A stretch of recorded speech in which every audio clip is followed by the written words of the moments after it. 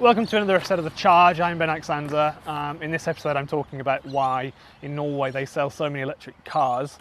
In the USA last year, in the entire of 2016, 1% of car sales were electric cars, 2% in the UK and 27% in Norway. By January this year, 2017, 37% of sales for new cars were electric cars. And 42% in June and 40% in August this year, so they're obviously taking off like crazy. 99% of electricity in Norway comes from hydropower, such as pump storage, which is also very popular in Wales. So that you can see why people in Norway would like to buy electric cars if they're kind of conscious of not making the air smelly. They know that their electric is very green, so it makes sense to have a green car. In Norway in 2014, Tesla broke a record for the most cars sold of a specific model over any car manufacturer in Norway. So Tesla sold more Model S's than any other kind of car in Norway. You can tell in Norway if a car is electric because it says EL as the starting letters on the registration plate. The main reason why electric cars are so popular in Norway is because the government, they make it kind of irresistible for people to buy electric cars.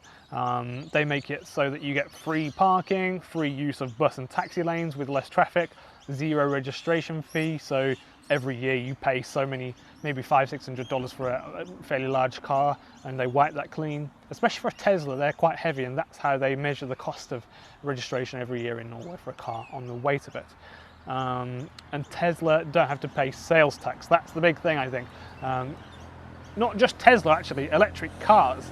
So electric cars in Norway pay zero import tax, whereas any fossil fuel burning car is 100%, which means you can buy a Ford Focus for £56,000 in Norway. No, Ford Mondeo for £56,000 in Norway, but you can get a new Tesla for £65,000, so a little bit more. You get a really fancy premium electric car. You also, in Norway, nationally, you can use the little charge ports that the government put up for you in the local councils. Just in Oslo alone, there are 2,000 of them. You just need to get a key. You can use them completely for free. And you also don't have to pay for what they call bompenger, which is tolls, like road tolls. They have a bar across with a camera on it, and it scans your car, and they'll send you a bill in the post for every time you go through one of those. They don't do that if it's an electric car.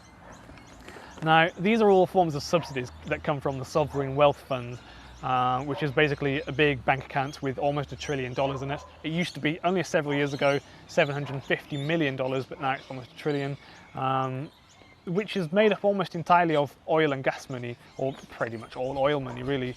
So the irony is not lost in Norway at all. Now that's a good kind of subsidy because there are silly ones sometimes. In England, the government pay coal power stations money to just stay on, just because it makes it cheaper for the coal power stations to make a bit of profit, because it costs them a lot more money to turn off and then turn it back on again. So that's a silly kind of subsidy, really. It's interesting what cars are being bought in Norway, and also next year where it's going to go when there's a couple more models out. Because this year Volkswagen sold 3,500 versions of their new Volkswagen e-Golf. In the same period in America, which is a lot larger with a lot more population, they sold 2,500 of that car.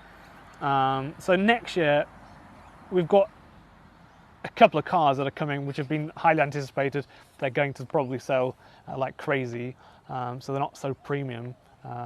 So you've got the Tesla Model 3, which is coming next year with a range of 215 to 310 miles, depending on which of the two versions you get. You've got the Nissan Leaf, which has 235 miles range on it. And it's kind of important to mention that in Norway, winter is 5, 6, 7 months of the year. It's quite cold, and on a colder day in winter, that can have quite a big impact on the battery range. So a Nissan Leaf can lose maybe 20 to 40% of its range. So that extra range from next year's versions of the cars is very useful, I think. Now Tesla loses about 15–20% in Norway, so it's not as much. I don't know why, really. The batteries are the same. It must be just something to do with the management. I know, for example, here in Brisbane in Australia, it's so hot some days that the electric cars can run air conditioning through the batteries to keep them cool, but only when the cars are plugged in, because cold just can temporarily make the range smaller, but heat can permanently damage the batteries, so that's kind of important. there is some sort of thermal management going on. As I said, you can get in Norway a brand new Model S S75D for £65,000, or you can get a brand new Ford Mondeo 2-litre diesel for £56,000.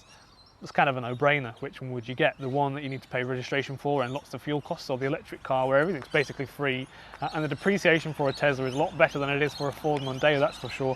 But if you're in Norway and you're looking for a very cheap, the cheapest Tesla you can get, that's at the minute on fin.no is £37,000. Yeah, it's very interesting. I used to live in Norway, and I do remember, it's been a couple of years since I was there, but there were so many electric cars, and you could see 4, 5, 6 Teslas every day. This is a new series. I've already got hundreds of views on the last video. If you'd like to support even more, I've got a Patreon page, which you can just click in the link. Thanks for watching this episode of The Charge. And tomorrow I've been invited by Tesla to drive the new Model S.